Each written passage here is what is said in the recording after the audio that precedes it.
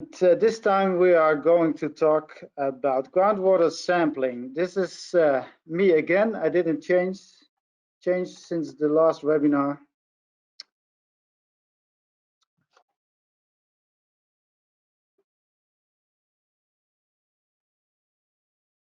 And I hope I can get the next slide. So this is the third webinar, and it will have the same setup more or less as the other two. Also, this webinar will take about 35 or 40 minutes. I don't know exactly. And after that, I will take 20 minutes to answer your questions if they are there.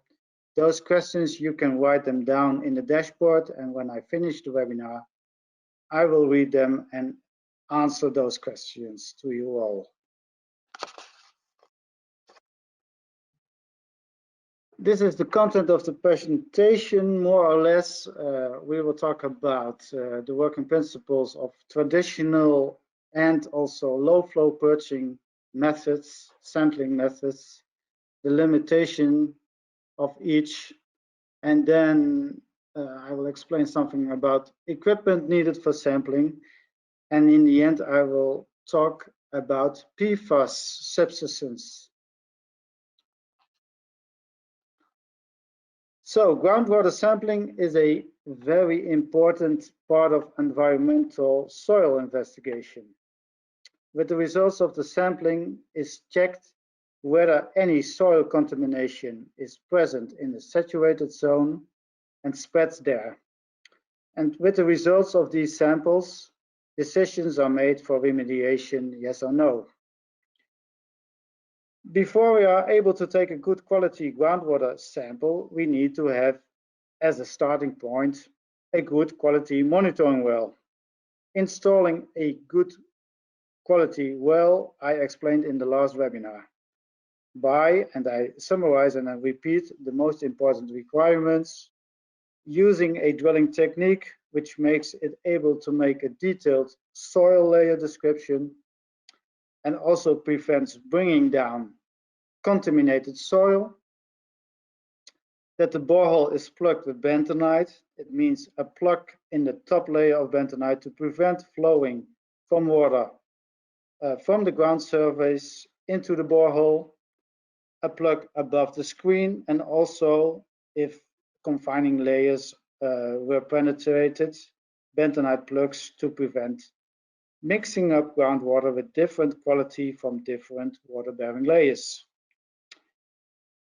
You need to use materials like bentonite and filter sand, well pipe material, that they will not give subsidence to the groundwater, at least for the parameters of which you are aiming for.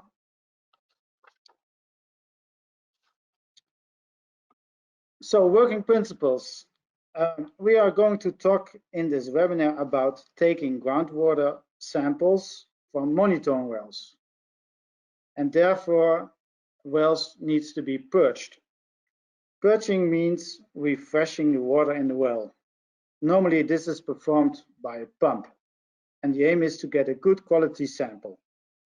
I explained in one of the previous webinars that the results of the chemical analysis of the soil samples are expressed in milligram per kilogram dry matter of soil.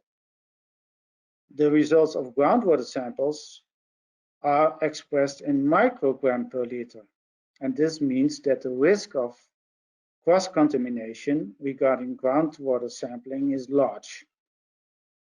The usage of impure equipment, reusage of consumables like the tubes, leads to groundwater samples which are not representative samples. We should realize that. I will explain two different purging methods which are commonly used, but depending on in the different countries prevailing standards, you should realize that there are many slight differences in these separate methods. The ISO standard on groundwater sampling, number 5666711, gives a general framework how to do it. There is a difference in pumping water from the monitoring well just after installation and pumping before sampling. The first one we call cleaning, in which we try to get the well free from the suspended material in the water caused by the drilling activities. The other one we call purging, and this is an important step in sampling because this is how you get a representative sample. Water within a monitoring well that has not recently been purged can be unrepresentative of the groundwater in the surrounding strata for many reasons. The water can become trapped in the monitoring well, and this means it remains in contact with the walls for a certain time. Oxidation can occur and can cause volatiles to escape. Purging should therefore immediately precede any sampling of groundwater to remove the stagnant water from the installation. This is achieved by pumping a sufficient volume before a sample is taken. The purge volume will be dependent on the design of the monitoring well, for example, the diameter and the depth of the water column, and should be at least 3 times the wet volume of the monitoring well. The wet volume is the volume between the water level, the groundwater level, and the end of the monitoring well. To ensure that purging has been effective, it is recommended that monitoring of chemical parameters is carried out during the purging operation. Of the parameters, at least electrical conductivity should be measured.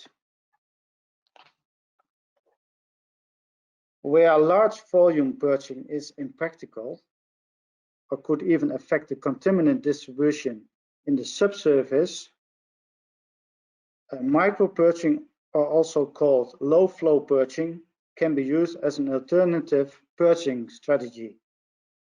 In this method, only small volumes of water from the monitoring well are removed. The pump inlet should be located in the middle of the screen of the monitoring well from which the sample is to be collected. The well is purged using a low flow pump, which makes it able to give low flow discharge to remove the water. The same pump should subsequently be used for sampling. Micropurging reduces the volume of effluent generated and so hence makes disposal easier. It also has the advantage of reducing turbidity and volatilization.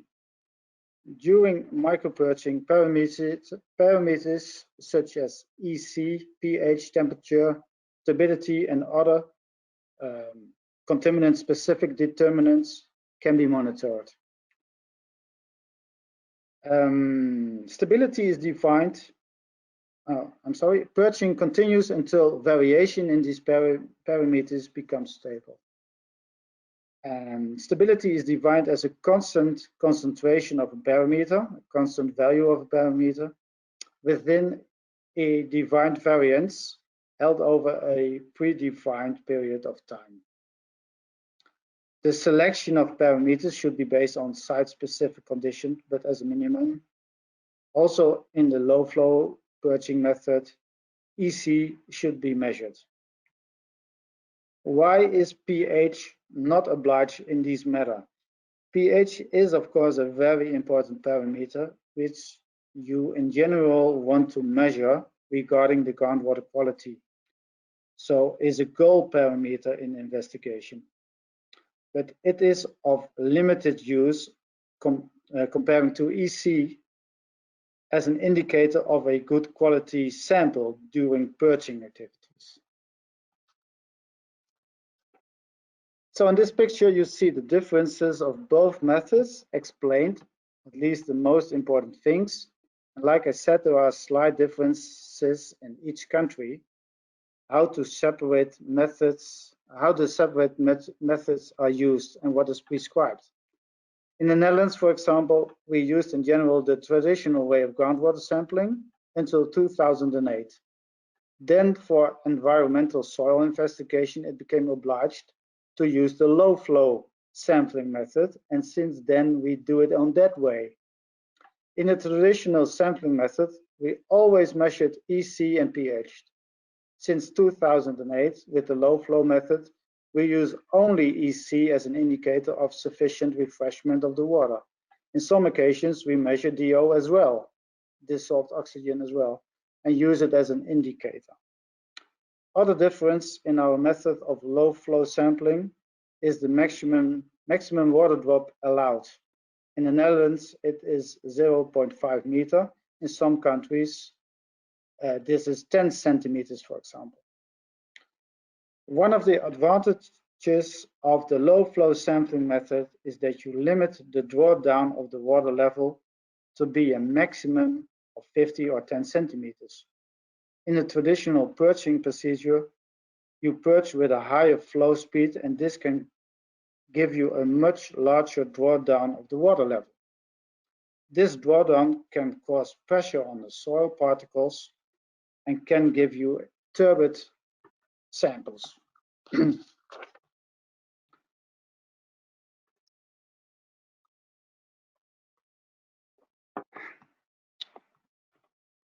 So, turbidity is a property that is a result of particles of solid matter being suspended in water then dissolved into it. Suspended soil particles can cause deviations in the analyzed concentration of groundwater, in particular for the sorption sensitive parameters like metals or organics like polycyclic aliphatic hydrocarbons, for example. More or less, you can say in a very turbid groundwater sample, you are also analyzing soil-related pollution, if you know what I mean. And that should not be the case.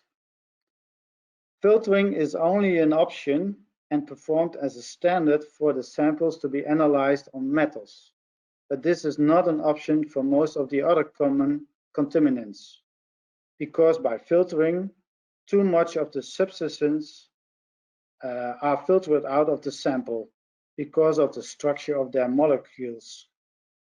So getting non-turbid water is the aim, and this can be achieved by the low flow sampling procedure.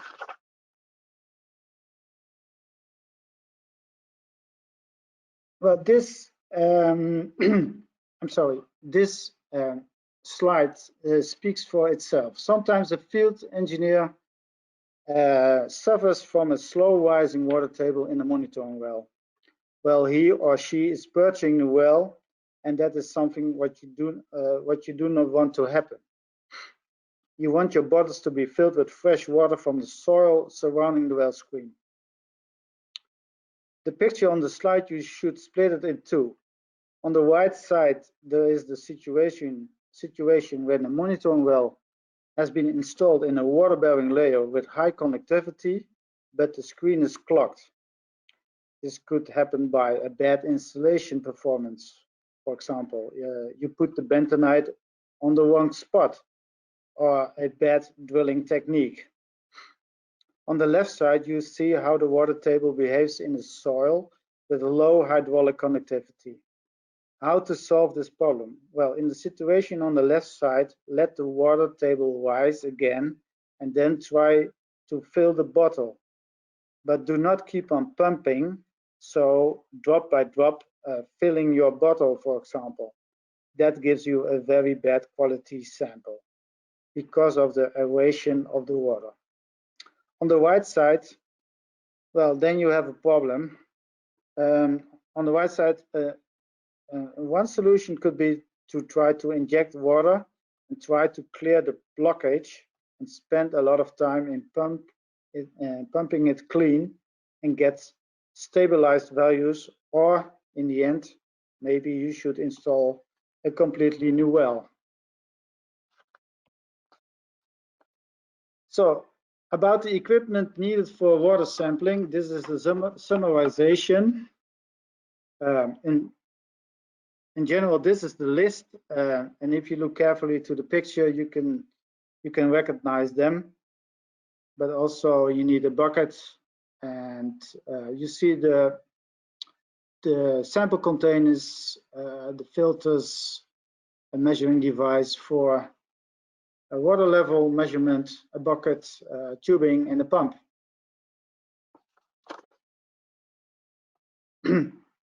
I will not talk about the water level measuring devices, as I explained them already in the last webinar.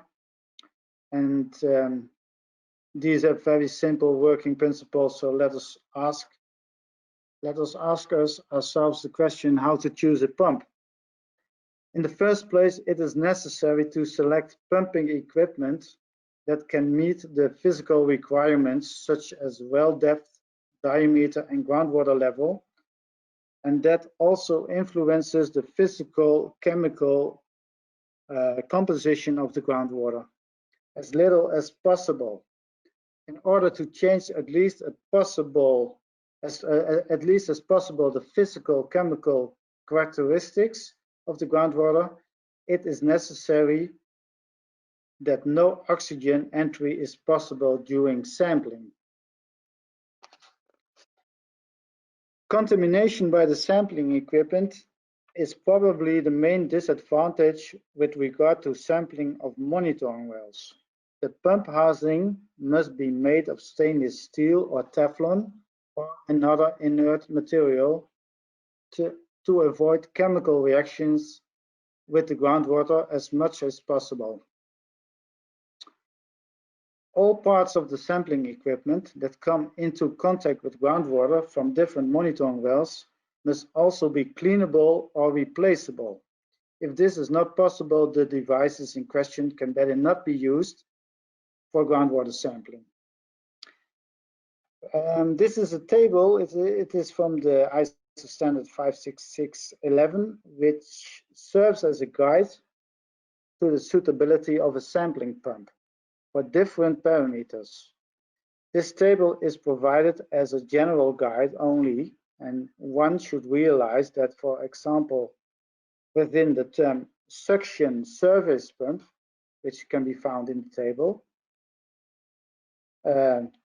actually comprises three types of pumps: a surface impeller pump, vacuum pumps, and also low flow low flow volume or positive displacement pumps, also called peristaltic pumps.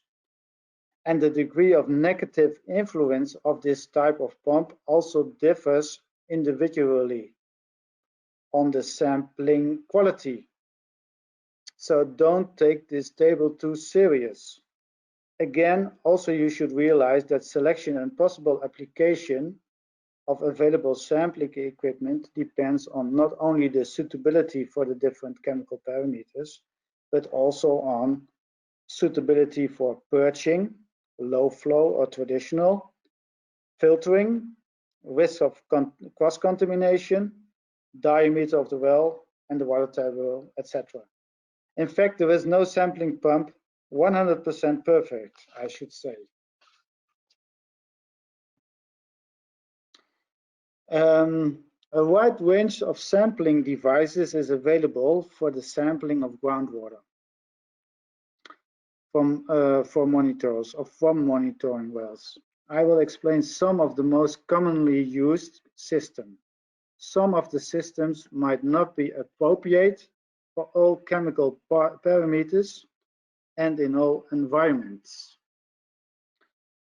The pump of choice for sampling groundwater within the limit of suction is the variable speed peristaltic pump, or also called positive displacement pump, which you can see on this picture. These peristaltic pumps apply a short-lasting vacuum directly to the sample delivery tubing, running down into a monitoring well. Samples do not come in contact with air, and the vacuum applied is only applicable during initial rising of the water in the sample delivery tubing. So it's a good pump. The next slide is the limit of suction. I will explain. This is a large story, so I hope no one gets to sleep, but it's hard to explain. First, I have some water to drink. Just a moment, please.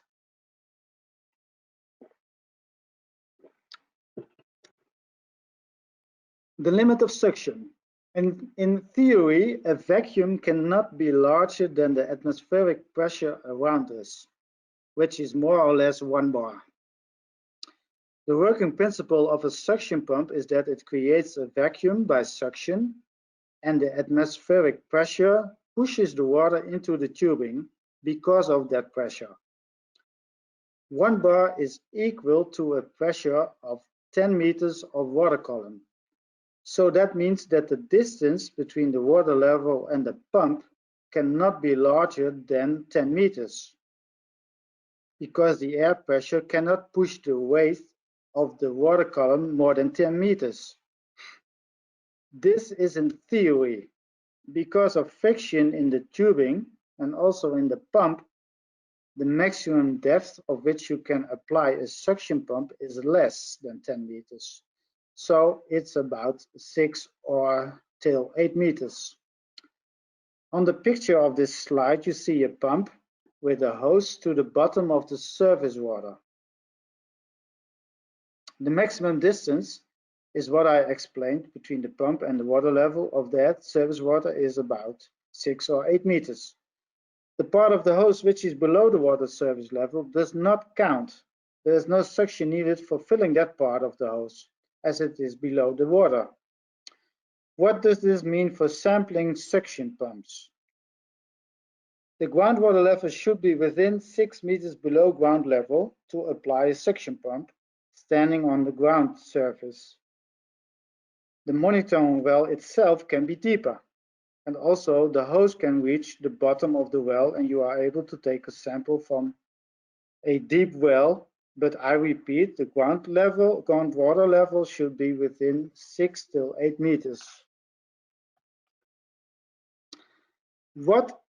I go back. What if the level is deeper? Then you bring the pump down to shorten the distance between the pump and the water level. A pump can push the water more than 10 meters. This is pushing. So then we apply submersible pumps in the monitoring well.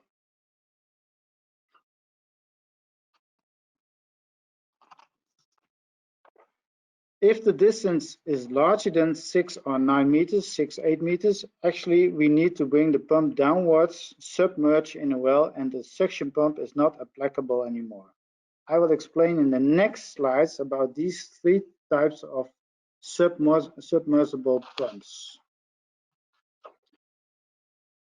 Inertial pumps or foot valve pumps consist of a continuous length of tube equipped with a non-return valve at the lower end. The non-return valve could be a cleanable stainless valve or made of Teflon, and there are different diameters available. The tube is lowered down. It is a very simple working principle. The tube is lowered down in the monitoring well to the required depth, and then operated by successively lifting and lowering the tube over a short distance, around a half a meter, for example. The movement can be achieved manually or by a mechanical lifting device, and the valve should always stay at least 50 centimeters below the water to prevent mixing of water with air. In wells with sufficient water, the lowest level of the valve should be above the screen part of the well. This will prevent unnecessary movement of water in the screen part of the well, with resulting higher turbidity. In wells with a diameter greater than 100 millimeter, a rigid pipe may be needed instead of a rigid tubing to operate the pump. During the lowering part of the lift-lower cycle, the non-return valve is opened, and this allows water to enter the tube. The water is then lifted upwards during the lifting stage of the cycle. In theory, this is not a suction pump, so there is no limit in water level depth, but depending on the diameter of the well and the depth of the well, This technique will suffer from practical limitation as friction and sliding against the well pipe wall, and also the elasticity of the hose. In general, this practical limitation restricts this method to lift water from a maximum depth of 60 meters. This technique is only suitable to perform the classic way of purging, not the low flow way of purging, of course. Submersible pumps. Well, there's a wide range of submersible pumps available. Submersible pumps can be specified to lift water from great depths and achieve a wide range of flow rates. These pumps are ideal for purging and sampling monitoring wells and can operate at heads of up to 90 meters under optimum conditions. An example is the 12 volts battery submersible pumps.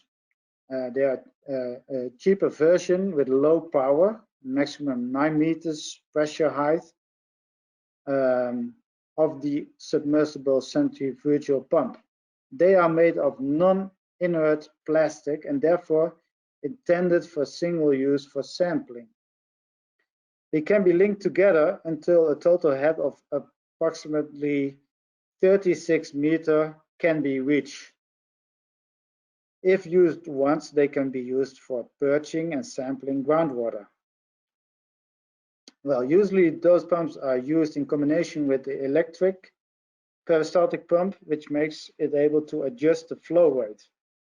So then you use the battery of the peristaltic pump. Exceptionally, multiple use can be permitted for background determination and if the level of the contamination is known, but not for organic contamination. Well, the MP1, this is a submersible pump and is made of stainless steel and some Teflon parts inside. This type of pump is very well suited for purging and groundwater sampling. With deep groundwater level, the flow rate is finally adjustable. The extraction flow rate is characterized by a wide range. Both low and high withdrawal flows can be set. Because of the specific internal construction, the submersible pump causes little turbulence. The pump works together with a frequency converter to adjust the flow rate, so it's a pump perfect for both low flow and classic sampling method. Because the pump is suspended in the groundwater, sufficient attention must be paid to the occurrence of cross-contamination.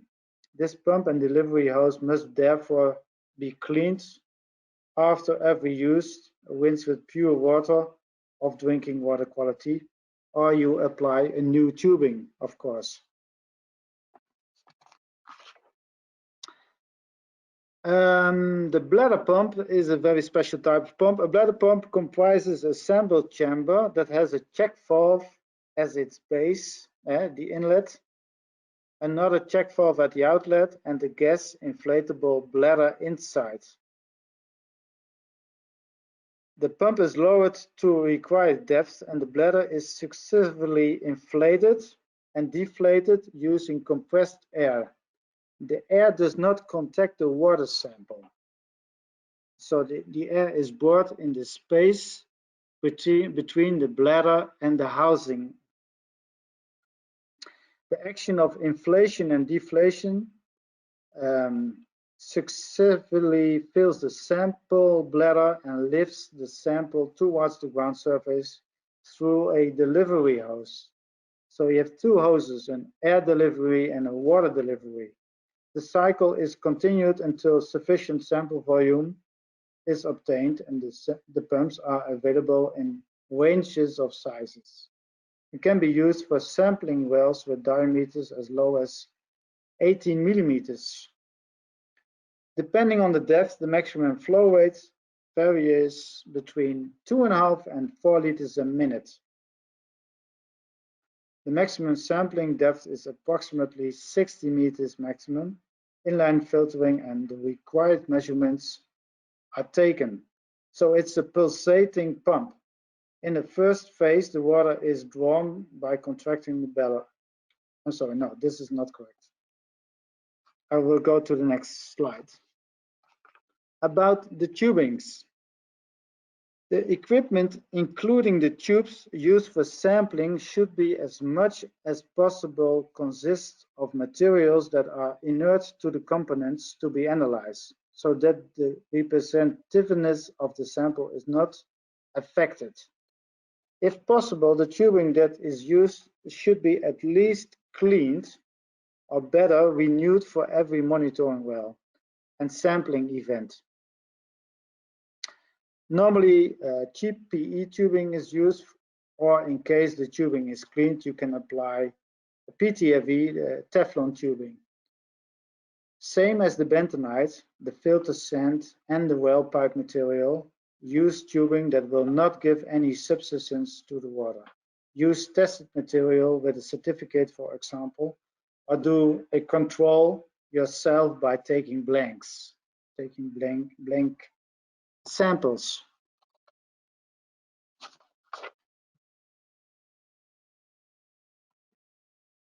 The meters for field measurements. Well, a wide range of meters for doing the field measurements are available. This could be multi-probes or single parameter probes, but important is if you apply them, they should be calibrated, at least on a regular basis. I can give another webinar of an hour about this item, but my time for this, explaining this, is a bit limited. So I keep it short about calibration and how to handle these meters. So a pH sensor should be calibrated at least using two solutions, the pH 7 for the offset and the pH 4 to determine the slope of the calibration line. Sometimes you calibrate the third point, pH 10 as well. EC, the calibration on EC is a one-point calibration. You choose the solution to the concentration you expect. The concentration for groundwater, which is used a lot, is the 1413 microsiemens per centimeters. Important is that the meter expresses the values compensated to the temperature of 20 degrees or 25 degrees Celsius. A dissolved oxygen sensor is calibrated on 2 points, a 0 point using a zero solution and a 100% saturation point. Stability is often a multiple point calibration, at least a 0 point and 1 or 2 more different concentrations are used. Last but not least, use a flow-through cell for accurate measurements of these parameters in the field. At least for the dissolved oxygen measurement, you need a flow-through cell to do accurate measurements. Water samples to be analyzed on metals needs to be filtered over a 0.45 micron filter. Therefore, you need filters, and nowadays these are mostly consumable filters. So it's a one-time use and then you throw it away. The filter is put in line between the outflow of the hose and the sample container. So to summarize, I will explain the whole sampling procedure step by step. Before the sampling of groundwater can start, an identification of the monitoring well is required. It can happen that the field engineer samples the wrong monitoring well. I think it happens a lot. So he compares or she compares the monitoring well identification with the supplied data from the office. The field engineer puts on his disposable hand gloves. First, of course, to prevent cross-contamination and, of course, for safety reasons. The water can be polluted. Then the groundwater level needs to be recorded with a clean groundwater measuring device and also the depth of the well needs to be recorded. Also, he needs to look if there is a floating layer or a layer with a DNAPL present in the monitoring well, and all this data should be recorded. He brings in a new tube or a clean pump with a tube, connect the outflow with a flow-through cell and start purging. He collects the water in a bucket, and for example, with the low-flow purging method, you adjust the pump flow in such a way that there is a constant flow with a discharge with a maximum of ½ liter per minute and a constant water level in the monitoring well. So while you are pumping, you are checking the water level so that the water level is constant and the water drop does not exceed 50 centimeters, for example, or 10 centimeters, depending on your standard. In the meantime, you measure at least the EC value, and if EC values are stable and 5 times the volume of the filter screen has been purged, you you disconnect the tube from the flow-through cell, and then you are allowed to start filling the sample containers with the same flow speed. Only the samples for the volatiles should be sampled at the flow speed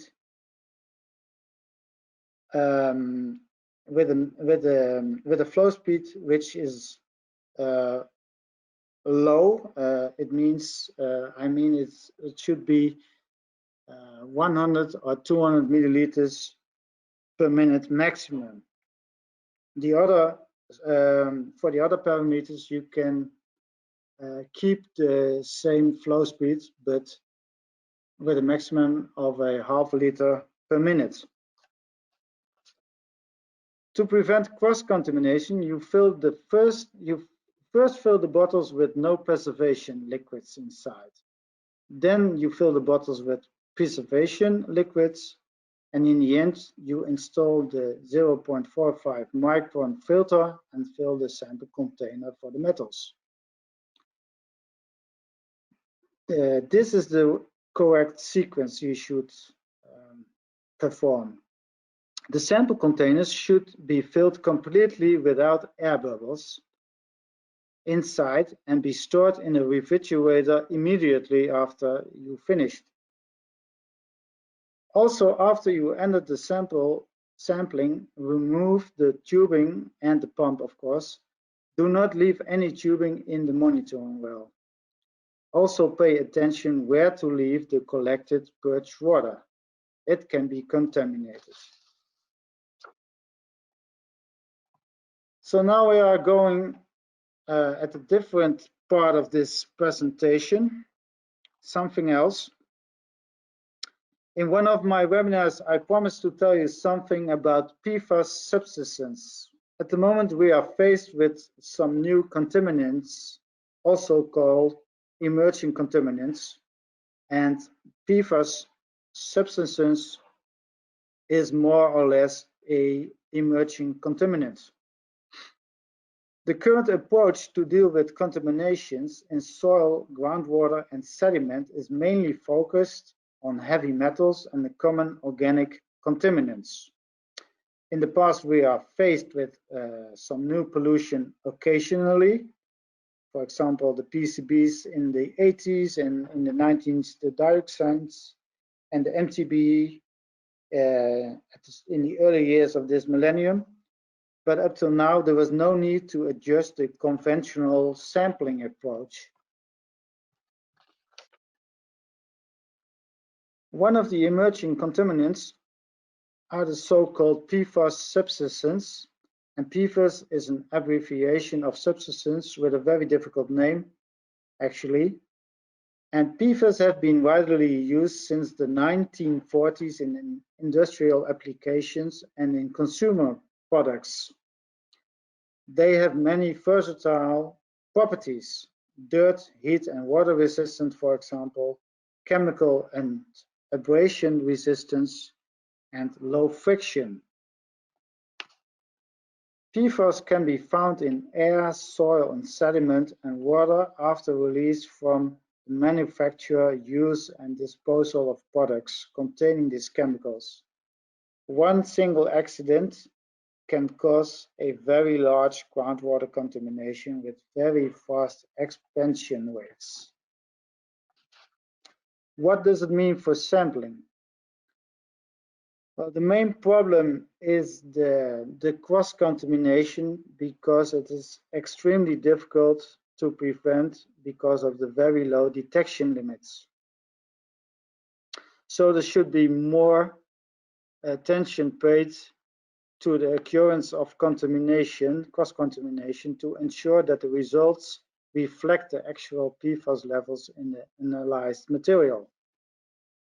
The main problem with the PTFE and the analysis with PFAS is that PTFE can give PFAS-like substances to the water. So if you look to the route to the sample, you have on the we start at the right side of the screen. You have the sampling material. You have there you take your the soil samples or sediment samples. You install monitoring wells, you use tubing, you use a pump, and you have the sample containers. And you have to find out where it conflicts with PFAS. Where is the PTFE, for example? Well, an example is the MP1 centrifugal pump. The water, which is the pump is stainless steel, but inside there are some parts of PTFE. And you can imagine if you pump up water, and even when the water, especially when the water is turbid, those PTFE parts are the wear parts, so they can give PTFE or PFAS-like substance to the water. So that is not what you want. So at the moment, the MP1 is not suitable for sampling on PFAS. We are working on wearable parts which are free of PTFE. So where are we heading for with groundwater sampling in the future? The last decades we have seen large developments in the knowledge, but maybe in future we are going to perform this in a different way.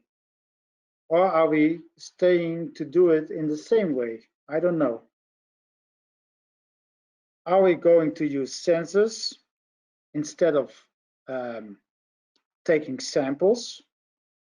Sensors give you a lot of data, but are they accurate enough in these matters? What about the number of plastic wells we are installing in the soil and leave behind? We already have a problem with microplastics, for example. Or are we going to use biodegradable plastics for well pipe material? Or only direct probes? There's still a lot to think about regarding sampling. So this is the end of this presentation. I see I was 45 minutes ahead. I'm aware that I explained not everything in detail of groundwater sampling. Then you need a webinar of several hours. So if you have immediate questions, you can answer them by the dashboard. Or if you have other questions, you can ask us by sending us an email.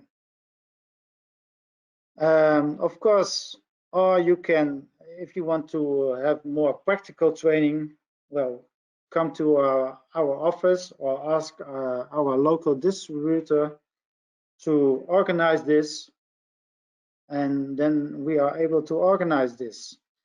So for the moment, thank you very much for your attention. I have to see if there are any questions. I will wait for a few minutes if there are some questions appearing. And if there are no questions, I will close the webinar. And then I say, have a nice weekend. But I wait for a few moments. If I see questions. I see no questions appearing. Yeah, measuring EC there. What to do in clay soils? I will read the question. What to do in clay soils where the water flow is very low? How can you get then enough water to analyze by measuring the EC?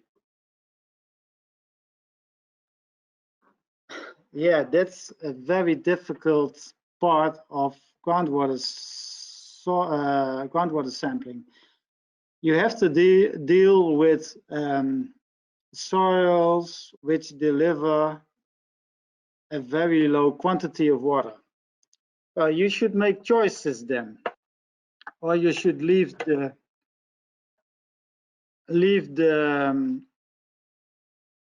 you do not perform the EC measurements, or you fill up your bottle, or you are very patient and you first measuring the EC, and then you wait until the monitoring well is filled with water again. If there's no water coming, you can decide to install a monitoring well with a larger diameter or with a extended screen. So you install it deeper. But I agree, it's a very difficult situation, and you cannot follow the standards completely. So just figure it out what to do. I'm sorry, but this is mainly how you should make choices. That is for sure. Let's see if there are more questions. How can you get then enough water? That's the same question.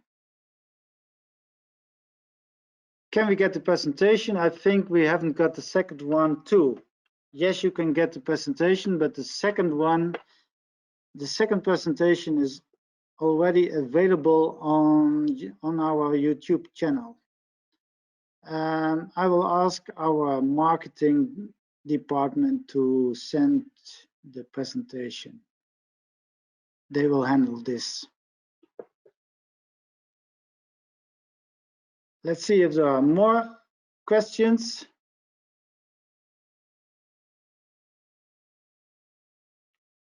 I will wait for a few more minutes.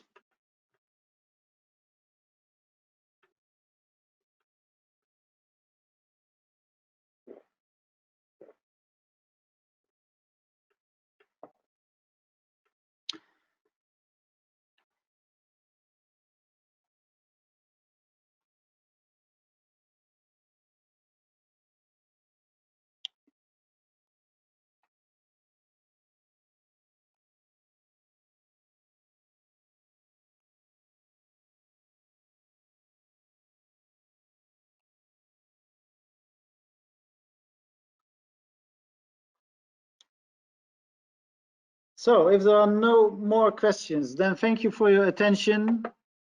Maybe till next webinars in the future. I don't know, but I think I will give more presentations, webinars in the future, but it will take at least 1 or 2 months. So thank you. Have a nice weekend and see you later. Bye-bye.